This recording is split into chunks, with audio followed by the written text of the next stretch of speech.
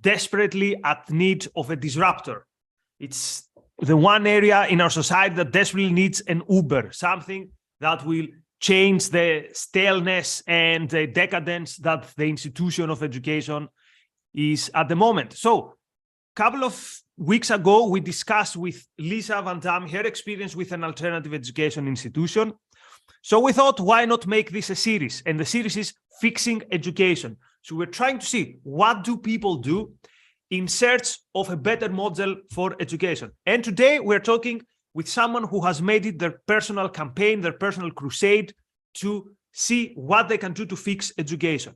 So with us today is Ed Thompson. Ed, thank you for being with us. Tell us a bit who you are and how you got interested in this area. Why did you make it your personal crusade to fix education? Hello, Nikos. Thank you for putting this on. I think it's very important. So I am a crusader, yes. My background is manufacturing. Back in the day, I manufactured $50,000 35 millimeter cameras for the audiovisual trade.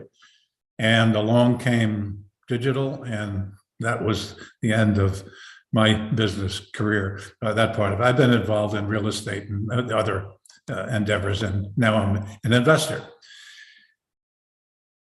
Education, as you say, is a disaster. Go back 40 years, for instance, 1983. And I'm speaking as an American, in the American educational system. I'm not really sure how the education system is in Europe. I assume it's equally bad. Yeah, but the details might be different. The philosophy is bad for some of the same reasons and so forth. But 1983, A Nation at Risk, which was put out by our federal education department. Just to read you the first line, if I can find it here.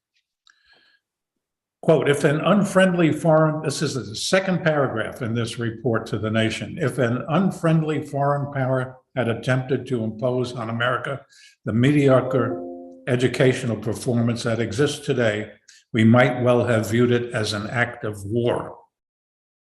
Think about that. We brought it on ourselves. Now that's 40 years ago. Even before then, I was well aware, even in my youth, that the education was a disaster. But the question is, why?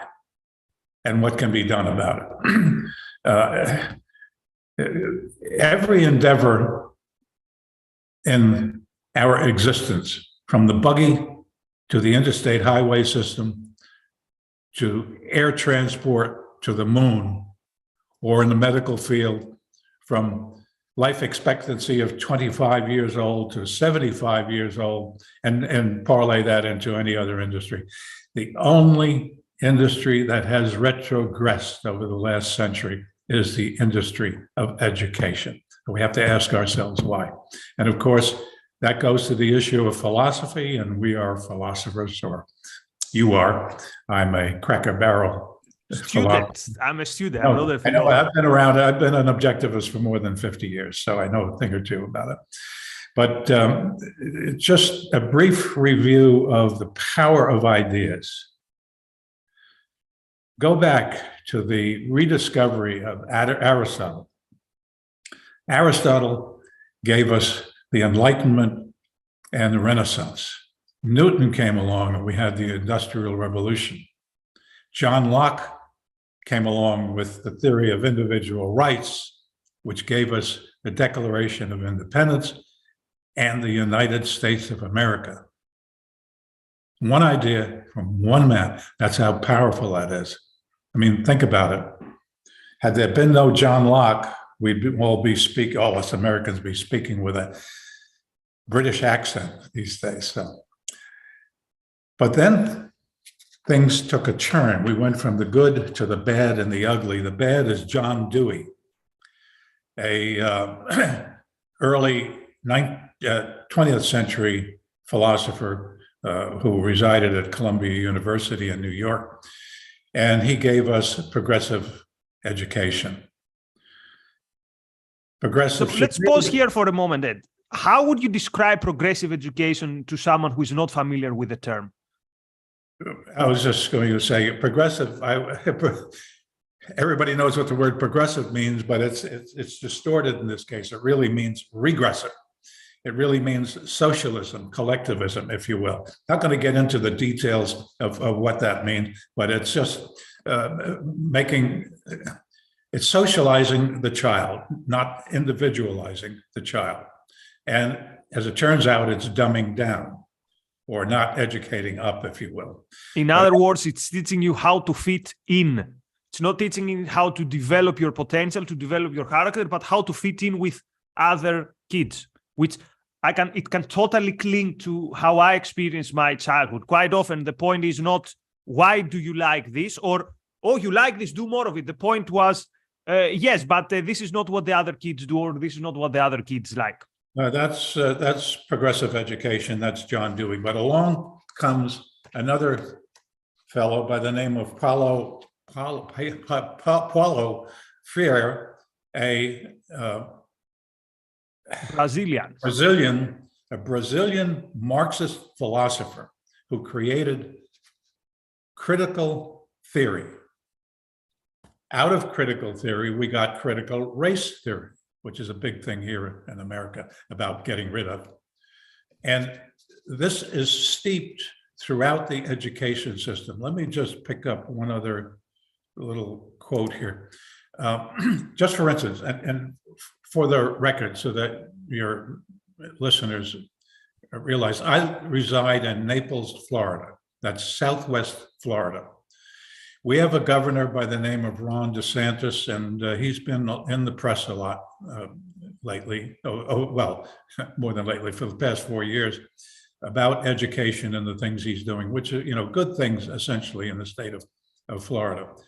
And yet, I mentioned Dewey and Freire and the bad things that are in colleges.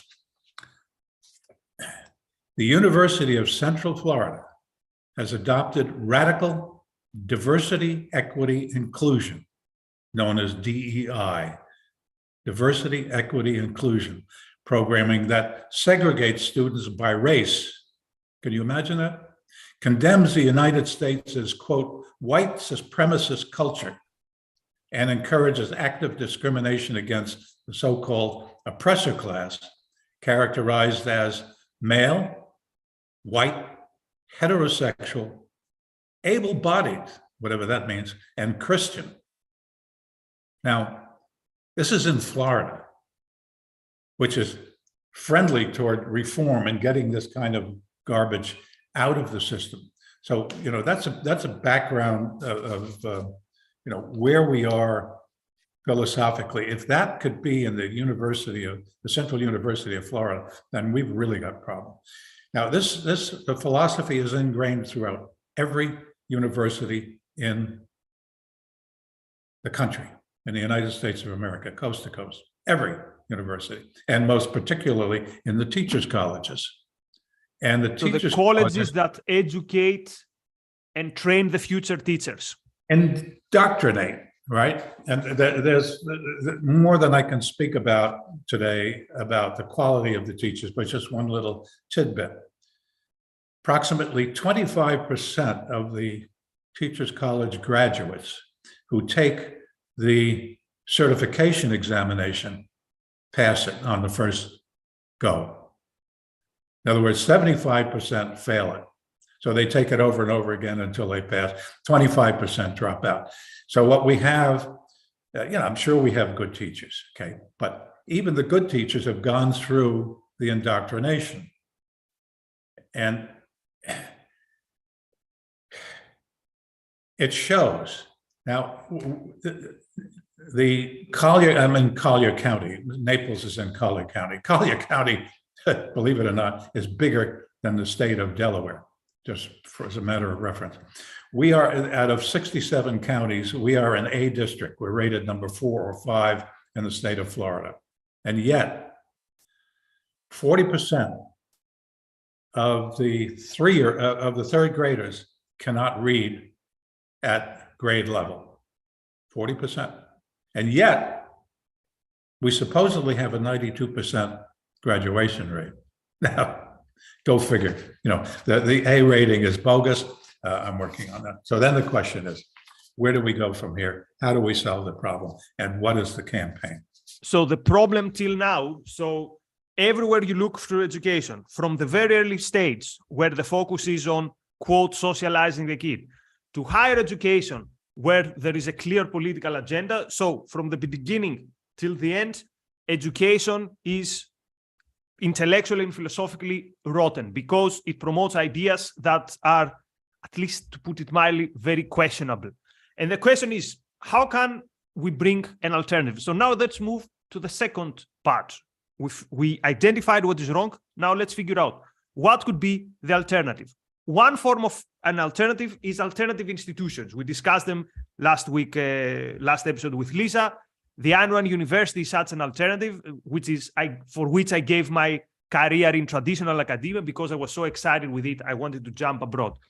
But there's other ways that someone can fight this rotten system. So how about, Ed, you telling us what you're currently busy with trying to bring a change? The Ayn Rand University is long range, right? It's not for today. It's growing today. It's going to take 5 or 10 years to really begin having an effect, and then the effect only begins, and that takes more time beyond that. I founded the Conceptual Education Fellowship at the Ayn Rand Institute, and we can provide a link in the chat if you like for that. But that's educating tomorrow's intellectuals, education intellectual. What can we do now? Now, as we've been discussing, the system is corrupt, okay? The colleges are corrupt. The philosophy is Marxist and beyond, and it cannot be meaningfully changed anytime soon. So what my plan is to circumvent it.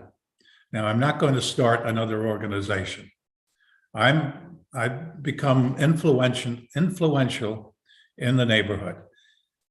My theory is this: if I can bring or influence the powers that be, and that would be the school board, 5 members of the school board, Collier County School Board, to my philosophy, and I'm in the process of doing that.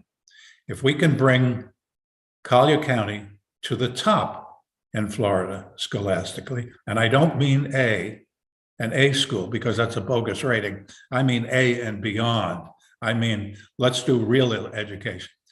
Then we can replicate that in the state of Florida. Others can pile on and we can move it forward. So you have to start somewhere.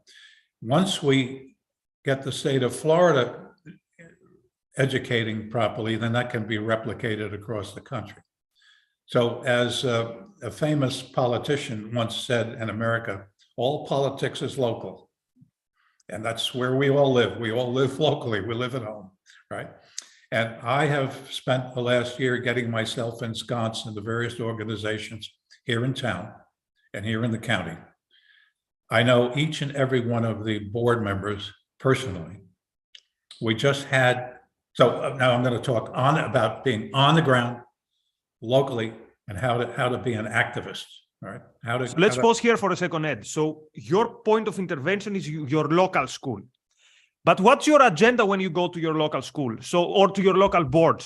What are you telling these people? You're telling them, look, we need to fix something. So what's your pitch? What's your pitch to them?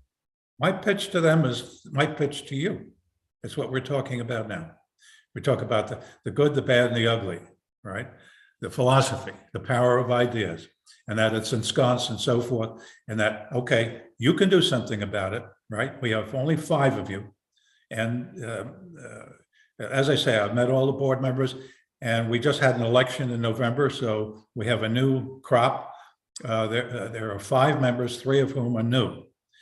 The chairwoman, her name is Kelly Lichter, Lichter, founded with her husband and several other people a charter school here in town called the Naples Classical Academy.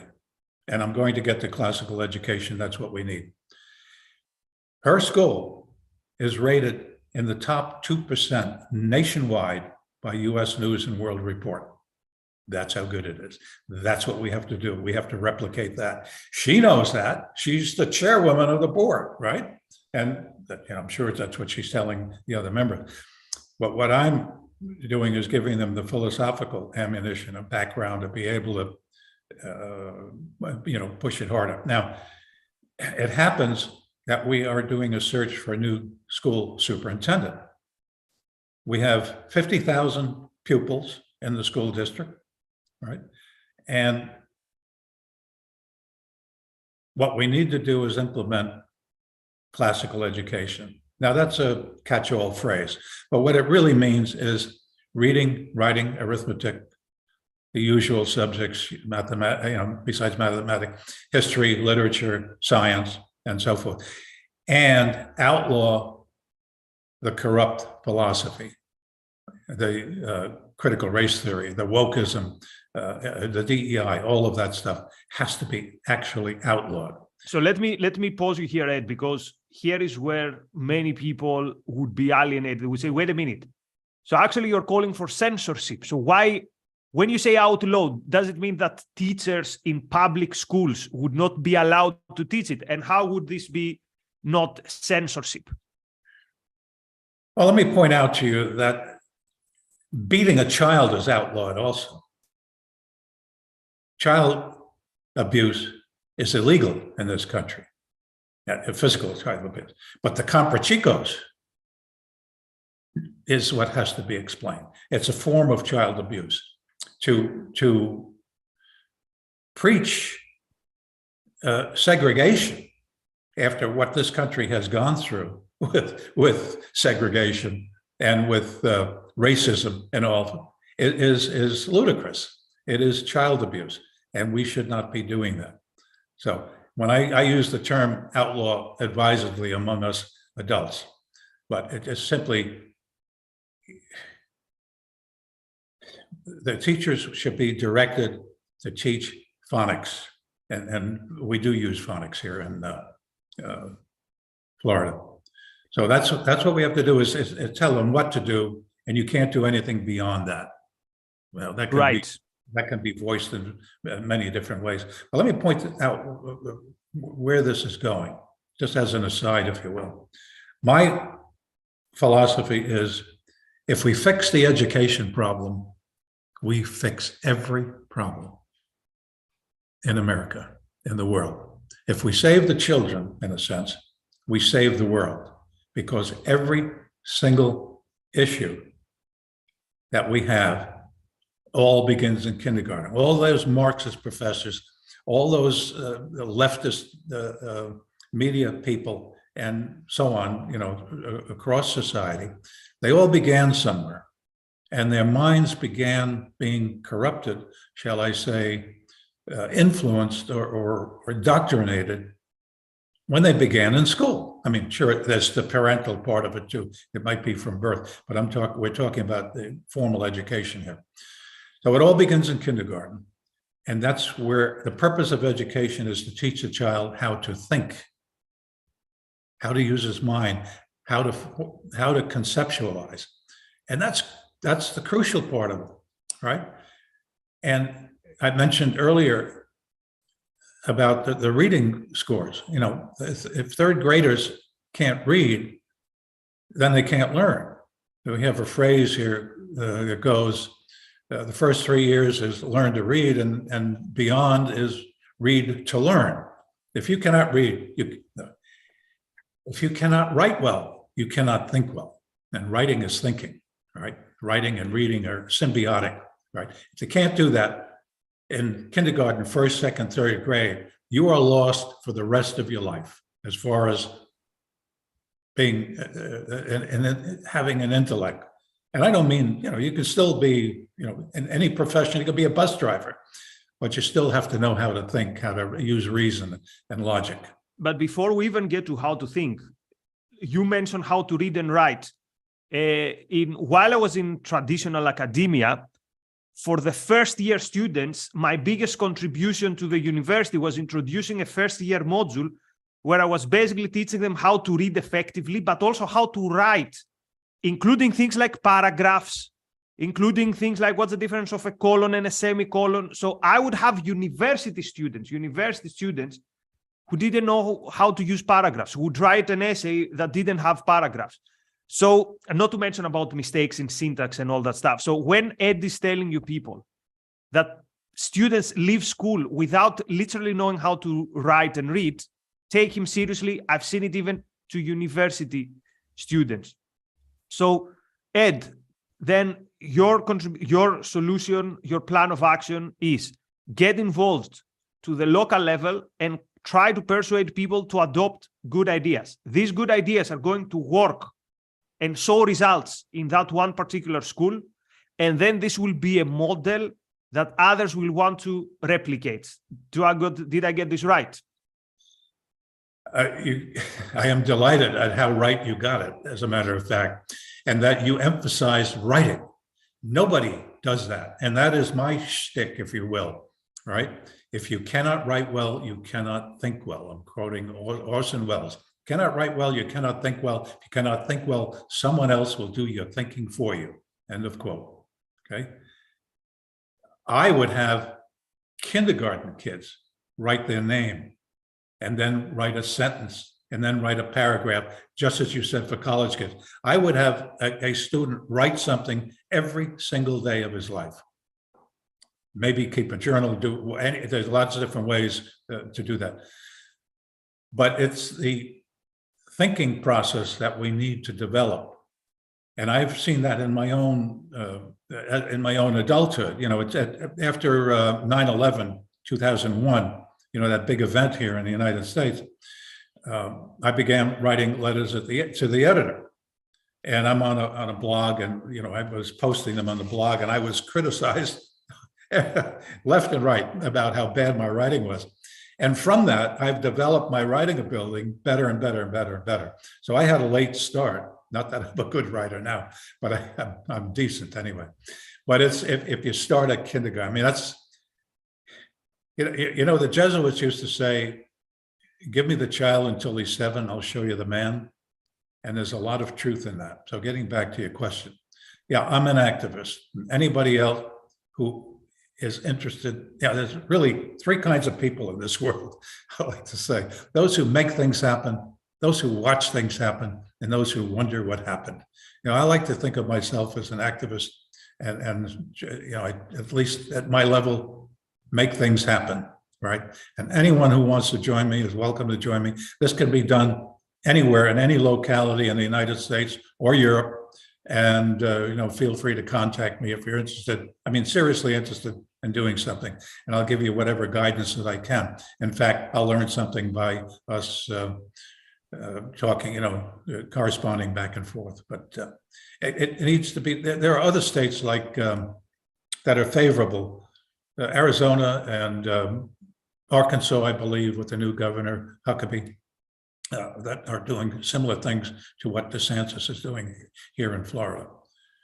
So before let me just point out that we have a window of opportunity here, because there's a silver lining to the pandemic, to COVID. When the schools shut down, the parents started homeschooling, and they were getting information from the schools, and they began to get the first vision into what I call the black box of public schools, right? They saw what was going on. They saw the bad and the ugly. That doesn't mean they know what the good is. I mean, yeah, they know reading and writing, but not in the way that we need to promote it. So there's a vast movement amongst parents in this country to change things. So we've got that to parlay on a going forward basis. So anyone who wants to get involved in doing something like this, as Ayn Rand says, to work for the future is to live in it today, if I'm paraphrasing it. So Ed, before I ask you what is this sail ship behind you, and where is it going, when and where is it going to sail next, let's see what the audience is talking about. So many thanks to Jonathan for your contribution. Many thanks, Marilyn. We really appreciate it. Megan says, my biggest struggle is that I don't have positive standard by which to judge whether a curriculum is hierarchical. I don't know what conceptual education looks like at a granular level. you mentioned conceptual education. Let me say once more. Actually, you mentioned it, Ed, but let me say a big thank you, not only on behalf of ARI, but also on behalf of people who want to see a change in education. You're trying to make a change towards what we'd call conceptual education.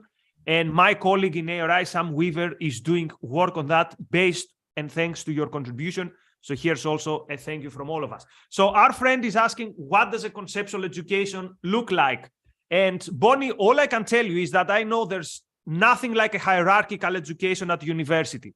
So the average in the average semester, let's say you have an introduction to society module. It would be haphazard. Week number 1 would be, let's say, the history of capitalism. Week 2 would be globalization. Week 3, racism. Week 4, something completely irrelevant, like trade. So where do you start from? Why do you start from that? So students would show up every week. They would be bombarded with a different topic. And then they would teach themselves, okay, I need to parrot this information. I have no idea how this week relates to next week or the previous week. So what they would do is they knew that in order to pass, they would have to write 2 essays. So they would show up in 2 weeks, because if they missed the previous or what would come after, it didn't matter. So they would show up in 2 random weeks, and they would write something that looked like a decent essay, pass the module, and that was it. So Ed, where can someone find a positive model for hierarchical conceptual education, for a hierarchical curriculum, which is part of a conceptual education? Okay, a lot of the things you're mentioning is going forward a bit deep in the weeds. You're using the correct term, hierarchical, because gaining of knowledge is hierarchical.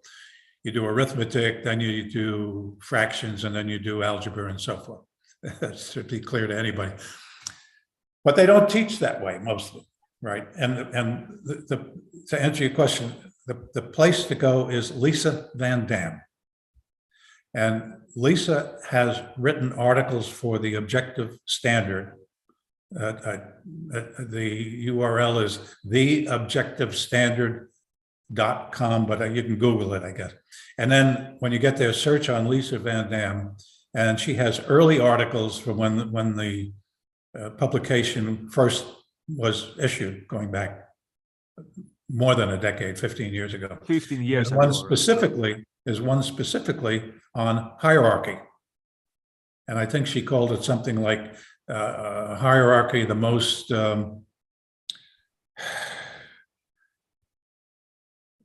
not used.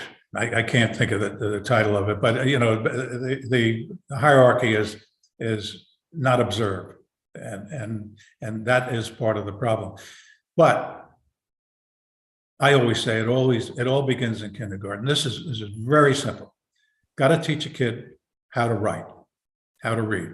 If you're teaching him how to write, he is reading. Reading is a byproduct of writing, right? Until you start reading, on its own. And that is what it's all about. And arithmetic is crucial too. And then you get into the other subjects, and then as Lisa Van Dam would put it, hierarchically. And I won't, her articles are extremely long, a little bit verbose, and you just have to get through them. But read them all. There are 3 that I have copies of or more, but the first 3 particularly give you a good sense of who she is, what she does, and what a proper education is all about. So that's Lisa Van Dam, V as in Victor, VANDAMME, first name Lisa. And our audience should be familiar. Lisa is with us quite often. Yeah. So actually we can get Lisa to talk about hierarchical education. And let's see. So thank you, Jonathan. One more comment. Thank you, Bonnie. So Megan says, when I tell my daughter's teacher about the experiments I do with my daughter to walk her through the process in capital letters of discovery, they seem apathetic. How do we convince teachers to care about hierarchy? You don't. What you do is you convince your local school board members that the teachers don't know how to teach, that the pedagogy is wrong. And you have to actually do what I'm doing in your own way. You have to get to know the board members, and all you do is pick up the phone and call them, call the local school board, say you want to meet individually with each of the school board members, right? And you have to go to the school board meetings. If you're going to do anything for your child, you have to be an activist. You have to go to the board meetings. You have to get them to know your face. You should speak politely and pointedly on a particular subject when you have the opportunity to speak. Usually it's like 3 minutes you get at the podium, and learn how to do that. And then start calling them, start getting to know them, and investigate what the curriculum is at your school and at your level. And if your kid is in high school, I hate to tell you, but it's probably too late. I mean, no, you can you can do better, but it all begins in kindergarten. You really have to start there and then work your way up. So get involved. Get involved, and if I can help, I'd be delighted to do so. But you have to get involved. You have to, and where it's at is with the school board and with and collaborating with parents in your community. Right. Don't do it alone. Get to know people. Go to meetings. Join stuff. Political meetings and so forth. I belong to 5 Republican clubs here in the county. 5. And I'm on the board of 1. So Bonnie asks, and they all know me, and they all know that I'm an objectivist. So Bonnie asks you, Ed, where do you stand on getting rid of government school? Isn't that the basic problem? No, the basic problem is philosophy, bad philosophy, as opposed to the good philosophy. If the country was primarily objectivist, or at least rational, we'd begin to phase out public schools.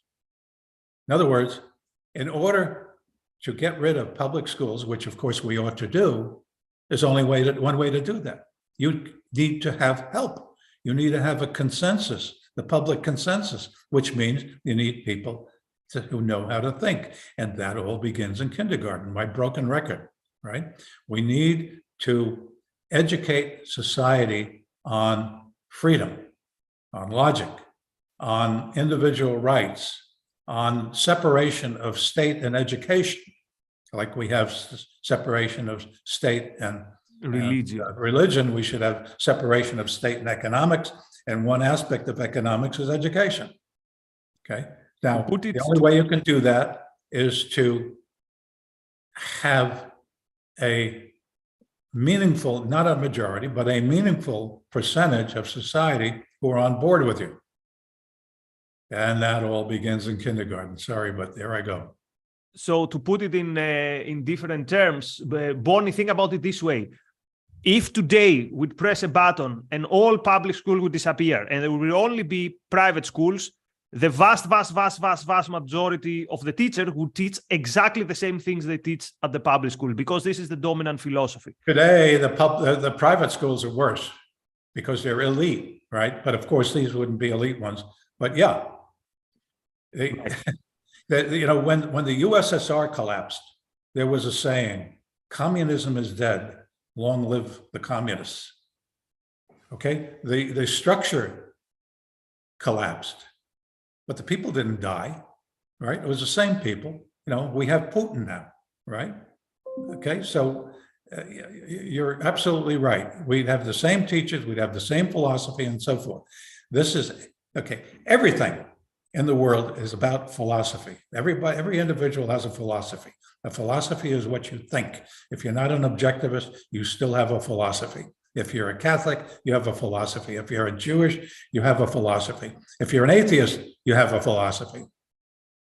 Mm-hmm. So hopefully you're objectivist or objectivist-like. It all hinges on philosophy. And that's what the Ayn Rand Institute is all about. Right. So what I'm doing is planting seeds. I'm reminded of the story of the landscape architect of Versailles. The Versailles Gardens, very famous. He knew that he would not live to see it come to fruition. It takes a long time to grow an oak tree.